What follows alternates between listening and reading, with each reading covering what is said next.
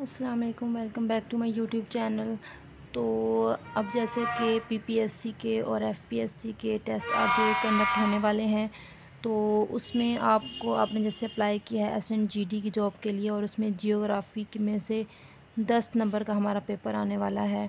तो geography mostly वो subject है जो आप जब टेस्ट की प्रिपरेशन करने लगते हो तो आप इसको बैक पे रख देते हो कि नहीं इसको बाद में कर लेंगे, या फिर आप इसको याद करने के लिए जब वीडियोस भी देखते हो तो वो वीडियोस इतनी लेंथी होती हैं कि जो आपको A1 पेपर एमसीक्यूज़ के लिए जो बेसिक इन्फॉर्मेशन चाहिए होती है वो नहीं मिलती, बल्कि आप इतनी लेंथी वीडियोस देख के फिर आप डीमोटिवेट हो जाते हो कि कौन देखे इतनी बड़ी बड़ी वीडियोस और ये सारा कुछ। तो हम जियोग्राफ़ी को सिंपली आज सॉल्व करने वाले हैं ताकि जो हम 10 नंबर का एमसीक्यू पेपर है उसको इजीली सॉल्व कर सकें।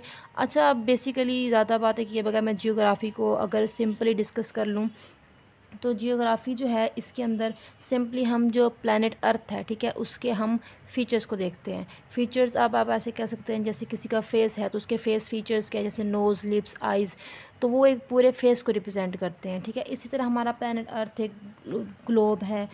तो अब उसको अगर हम उसकी जियोग्राफ़ी को डिस्कस करें तो हम उसमें क्या क्या चीज़ें पढ़ते हैं, उसके हम पढ़ते हैं कैनाल्स, ठीक है, और उसमें हम रिवर्स पढ़ते हैं, उसके अलावा माउंटेन्स पढ़ते हैं, ठीक है।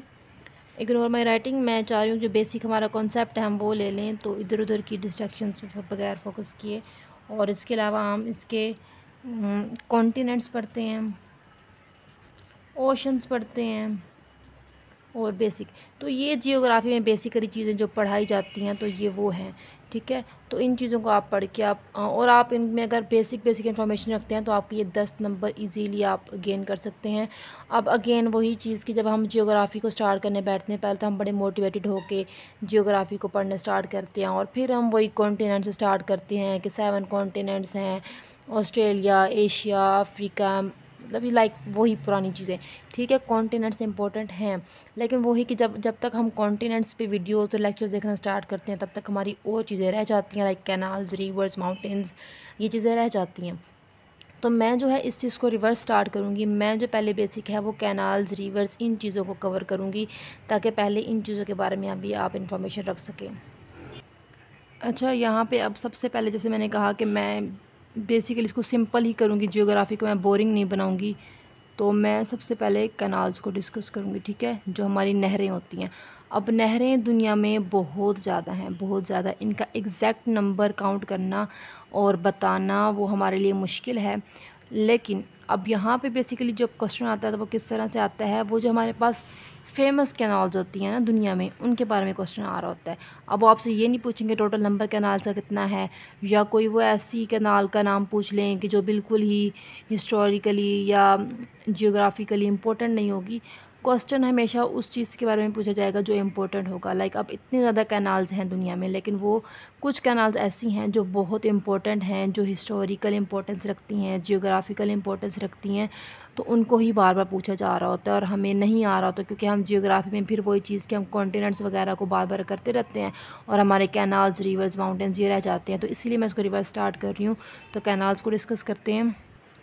तो कैनाल्स को डिस्कस करने से पहले मैं कॉन्टिनेंट्स के बारे में आपको एक बेसिक इन्फॉर्मेशन दे देती हूँ। इस पर डिटेल लेक्चर मेरा बहुत जल्द आएगा, लेकिन अभी हम कैनाल्स पे फोकस करना चाह रहे हैं, ठीक है। तो कॉन्टिनेंट्स क्या होता है कि हमारी जो प्लैनेट अर्थ है वो ज़्यादातर उस पर वाटर है, उसमें कुछ हिस्सा खुश्की का है। उन खुश्की के हिस्सों को 7 पार्ट्स में डिवाइड कर दिया गया है कि चलो ये जो खुश्की का हिस्सा है इसका एक कॉन्टिनेंट एशिया नाम रख दिया गया, किसी का अफ्रीका रख दिया गया। तो इस तरह 7 कॉन्टिनेंट्स हमारे बनाए गए हैं: Asia, Africa, north America, south America, Antarctica, Europe और ऑस्ट्रेलिया। अब जो बेसिकली कैनाल्स हैं वो वैसे तो हर कॉन्टिनेंट में पाई जाती हैं। अब ऑस्ट्रेलिया में ऐसा हो सकता है कि कैनाल्स ना हों, यूरोप में ऐसा हो सकता है कैनाल्स ना हों, लेकिन जो वही बात कि जो कैनाल्स फेमस हैं हिस्टोरिकली, जियोग्राफिकली, वो पाई जाती हैं एशिया के अंदर, ठीक है, ये आपने याद। और उसके अलावा हमारा ये नॉर्थ अमेरिका, यहाँ पे कैनाल्स बहुत फेमस पाई जाती हैं, एंड यूरोप, ठीक है। तो बाकी कॉन्टिनेंट्स में भी हमारे पास कैनाल्स हैं, नहरें हैं, लेकिन यहाँ पे जो कैनाल्स पाई जाती हैं वो इंतहाई इम्पोर्टेंट हैं। तो हम उन कैनाल्स को डिस्कस करेंगे। आज मैं उनके नाम डिस्कस करूँगी और नेक्स्ट लेक्चर में हम उनकी थोड़ी थोड़ी डिटेल भी डिस्कस करेंगे, क्योंकि हम एक चीज़ का जस्ट अगर नाम जानते हैं तो हम उसको जस्ट नाम से ही जानेंगे, ठीक है, और उसको भूलने के चांसेस ज़्यादा हैं। लेकिन जब तक आप एक चीज़ को मेमोराइज़ करने के लिए थोड़ा उसको इमेजिन करेंगे, उसकी जियोग्राफिकल लोकेशन फाइंड करेंगे, उसकी इम्पोर्टेंस थोड़ी, उसका बैकग्राउंड का सिनेरियो और स्टोरी थोड़ी थोड़ी सी देख लेंगे, 2-2 लाइन्स की बेशक, तो आपको वो चीज़ भूलेगी नहीं, ठीक है। तो अगेन वही समरी कि जियोग्राफी क्या होता है, अर्थ एंड अर्थ के फीचर्स को डिस्कस करना, ठीक है, canals, reverse, mountains, ocean, continent, ये सब कुछ। और इसमें से हम कैनाल्स डिस्कस कर रहे हैं। 7 कॉन्टिनेंट्स हैं, 7 में से 3 ऐसे हैं जिनमें फेमस कैनाल्स पाई जाती हैं, Asia, north America and Europe. तो अब सबसे पहले हम कर लेते हैं एशिया को डिस्कस। एशिया में जो कैनाल्स हैं ना, हम उनको डिस्कस कर लेते हैं, ठीक है। ये हमारा एशिया आ गया। तो इसमें जो सबसे इम्पोर्टेंट कैनाल है वो अब हमारे अपने ही पाकिस्तान में है, वो है नारा कैनाल, ठीक है, पाकिस्तान में है ये। और ये पाकिस्तान में सबसे लॉन्गेस्ट कैनाल है। और मज़े की बात कि ज़्यादातर लोगों को इसके बारे में इन्फॉर्मेशन ही नहीं है। तो एशिया की फ़ेमस कैनाल्स में आता है और पाकिस्तान की लॉन्गेस्ट कैनाल है नारा कैनाल, ठीक है। तो नेक्स्ट टाइम अगर पेपर के अंदर इससे मुतल्लिक़ क्वेश्चन आता है तो आपको इसका आइडिया होना चाहिए। और जो एशिया में सेकंड फेमस कैनाल है वो है ग्रैंड चाइना कैनाल, ठीक है। और ये ऑब्वियस सी बात है, ये चाइना के अंदर ही लोकेटेड है।